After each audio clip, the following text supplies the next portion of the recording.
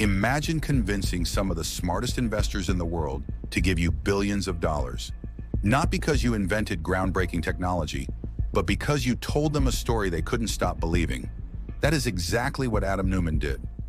At its peak, WeWork was valued at $47 billion, making it one of the most valuable startups on Earth. Investors praised it. Employees believed they were changing the future of work. The media compared its founder to Steve Jobs and Elon Musk. Yet behind the modern offices, free beer, and inspiring speeches, WeWork's business was surprisingly simple. The company leased office buildings, redesigned them into stylish co-working spaces, and rented them to businesses. It wasn't artificial intelligence or revolutionary software. It was real estate wrapped in an irresistible narrative. For years, almost nobody questioned it. Every funding round pushed the valuation even higher, convincing even more people that the company had to be extraordinary. But in 2019, everything changed. As WeWork prepared to go public, investors finally gained access to its financial statements. What they found shocked Wall Street and triggered one of the most dramatic collapses in startup history. But before those numbers destroyed the illusion, one man had to convince the world to believe in it. Who was Adam Neumann? Adam Neumann was born in Israel in 1979 and grew up moving frequently after his parents divorced. Friends remembered him as confident, energetic, and incredibly persuasive. Even as a young man, he had a rare ability to make people believe in his ideas. After serving in the Israeli Navy, he moved to New York City searching for opportunity. His first businesses were far from successful. One sold baby clothes with padded knees to protect infants while crawling, but the idea never took off. Instead of giving up, Adam became fascinated by entrepreneurship itself. He realized that selling a vision could be just as important as building a product. Everything changed when he met architect Miguel McKelvey. Together, they noticed that freelancers and startups struggled to find affordable, flexible office space. Their first co-working venture, Green Desk, proved there was real demand for the concept and was eventually sold for a profit. For most founders, that would have been enough. For Adam, it was only proof that he had found something much bigger. He no longer wanted to build a successful office company. He wanted to build a global movement, and that ambition would soon attract billions of dollars from the world's biggest investors. In 2010, Adam Neumann and Miguel McKelvey officially launched WeWork. On the surface, the business looked simple. They leased large office buildings, transformed them into modern workspaces, and rented desks to entrepreneurs and growing companies. But Adam understood that if WeWork was seen as just another real estate company, its potential would always be limited. So instead of selling office space, he sold something much more powerful, a lifestyle. Every WeWork location featured stylish furniture, open lounges, free coffee, craft beer, networking events, and motivational slogans on the walls. The buildings were designed to make people feel like they belonged to an exclusive community of innovators. Customers weren't simply paying for a desk, they were buying an identity. The strategy worked. Startups loved the atmosphere, freelancers enjoyed the sense of community, and even large corporations began renting space for their employees. Revenue grew rapidly, and new locations opened across the United States and overseas. The media celebrated WeWork as one of the fastest-growing startups in America.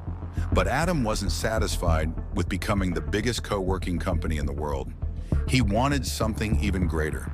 To achieve that dream, he needed investors willing to believe that WeWork was far more than a real estate business. Adam Neumann wasn't just raising money. He was selling a vision of the future. During meetings with investors, he rarely focused on office leases or occupancy rates. Instead, he spoke about changing the way humanity worked. He described WeWork as a technology platform that connected people, businesses, and ideas. His confidence was contagious. Venture capital firms began competing for the chance to invest. Each new funding round pushed the company's valuation higher, creating the impression that WeWork had become unstoppable.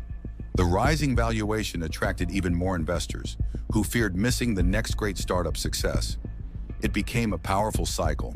More money led to faster expansion, and faster expansion justified raising even more money. Few people stopped to ask whether the business itself had fundamentally changed. Behind the inspiring presentations, WeWork still depended on renting office space. But as long as billions of dollars continued flowing into the company, those concerns remained in the background. Then one investor appeared who thought even Adam Neumann wasn't dreaming big enough. His name was Masayoshi Son, founder of SoftBank. The meeting between the two men would become one of the most expensive bets in startup history. When Adam Neumann met Masayoshi Son, the billionaire founder of SoftBank, WeWork was already growing at an astonishing pace. But after that meeting, everything changed. Son was famous for making bold, high-risk investments in companies he believed could dominate entire industries. He later admitted that what impressed him most wasn't WeWork's financial performance. It was Adam's ambition. According to those familiar with the meeting, Son challenged Adam to think much bigger. If WeWork could become the global platform for work, why stop at hundreds of locations when it could operate thousands? Soon after, SoftBank invested billions of dollars into the company through its Vision Fund. Then it invested even more. With virtually unlimited capital, WeWork expanded across the globe at breathtaking speed. New offices opened almost every week, often before existing locations had reached full occupancy. Adam believed growth itself would guarantee success. As long as the company became larger, profits could come later. Investors applauded the strategy, and WeWork's valuation climbed to an astonishing $47 billion. To the outside world, it looked like one of the greatest startup success stories ever told. But inside the company, dangerous cracks were beginning to appear, and they were becoming impossible to ignore. The faster WeWork grew, the riskier its business became. The company's model depended on signing long-term leases, often lasting 15 or 20 years, while renting offices to customers who could leave after only a few months. As long as demand remained strong, the system worked. But if the economy slowed or businesses started leaving, WeWork would still be responsible for billions of dollars in rent. That wasn't the only problem. Adam Neumann's leadership became increasingly controversial. He bought buildings personally and then leased them back to WeWork, creating clear conflicts of interest.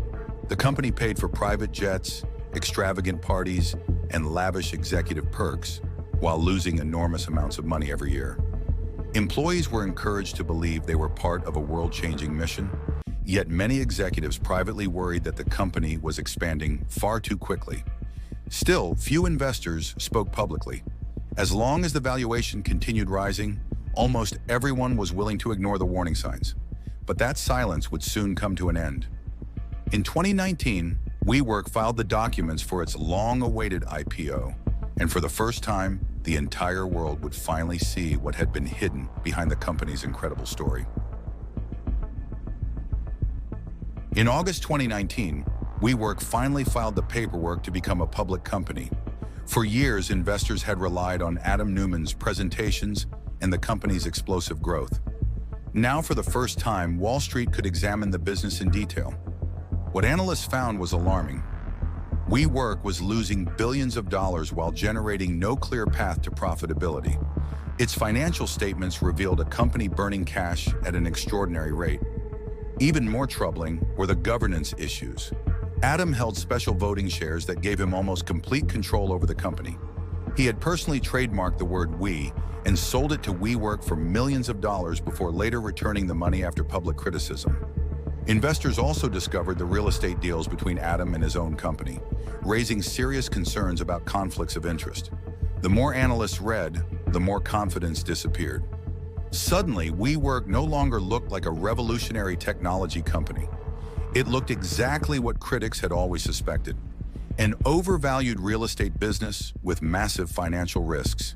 Within weeks, investors lost confidence and the company's valuation collapsed. But Wall Street wasn't finished.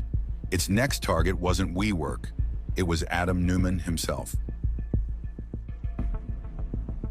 As criticism intensified, pressure mounted inside WeWork's boardroom. Investors who had once celebrated Adam Neumann now questioned whether he was capable of leading a public company. Newspapers published stories about extravagant spending, private jets, tequila-fueled corporate events, and a leadership style that many described as chaotic.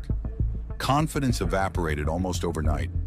SoftBank, WeWork's biggest investor, realized that the planned IPO had become impossible. Without fresh money from the stock market, the company was running dangerously low on cash. The board had little choice. In September 2019, Adam Neumann stepped down as chief executive officer. It was a dramatic fall for a man who, only weeks earlier, had been celebrated as one of Silicon Valley's greatest visionaries. Yet the story contained one final twist. Despite leading the company into crisis, Adam walked away with a financial package worth hundreds of millions of dollars, while thousands of employees saw the value of their stock options disappear. Removing the founder may have calmed investors, but it couldn't solve WeWork's deeper problems. The company was still burning enormous amounts of cash, and an even bigger crisis was about to change the entire world. Although SoftBank stepped in with billions of dollars to keep WeWork alive, the company was already fighting for survival. Management closed locations, laid off thousands of employees, and tried to cut costs wherever possible. But its biggest challenge was still ahead. In early 2020, the COVID-19 pandemic changed the way the world worked almost overnight. Offices emptied as millions of employees began working from home. Businesses canceled memberships, reduced office space, or abandoned physical workplaces altogether. For WeWork, it was a nightmare. The company remained locked into billions of dollars of long-term lease obligations while its revenue continued to fall. Every empty office meant more losses. Although demand for flexible workspaces would eventually return, the damage had already been done. Years of aggressive expansion and reckless spending had left the company too fragile to survive such a massive shock. In November 2023, WeWork officially filed for Chapter 11 bankruptcy protection in the United States. The startup, once valued at $47 billion, had become one of the biggest corporate collapses in modern business history. But despite its spectacular failure, WeWork permanently changed the way companies think about office space, and that may be its greatest legacy. The story of WeWork isn't simply about a failed startup. It's about the incredible power of storytelling. Adam Neumann convinced some of the world's most experienced investors that they weren't funding a real estate company, they were investing in the future of work. For years, that narrative was stronger than the financial reality. Rising valuations created even more excitement, attracting new investors who feared missing the next great success. But eventually, every business faces the same test: the numbers. And numbers don't care about charisma, ambition, or inspiring speeches. WeWork's collapse became a warning for entrepreneurs and investors everywhere. Growth without a sustainable business model can destroy enormous amounts of value. Vision without discipline can become dangerous, and the most convincing founder in the room isn't always building the strongest company. Today, co-working spaces remain popular, and many businesses continue to embrace flexible offices. In that sense, Adam Neumann correctly predicted part of the future. But predicting the future isn't enough. Building a company that can survive it is what truly matters. And that's the difference between creating a billion-dollar dream and building a billion-dollar business.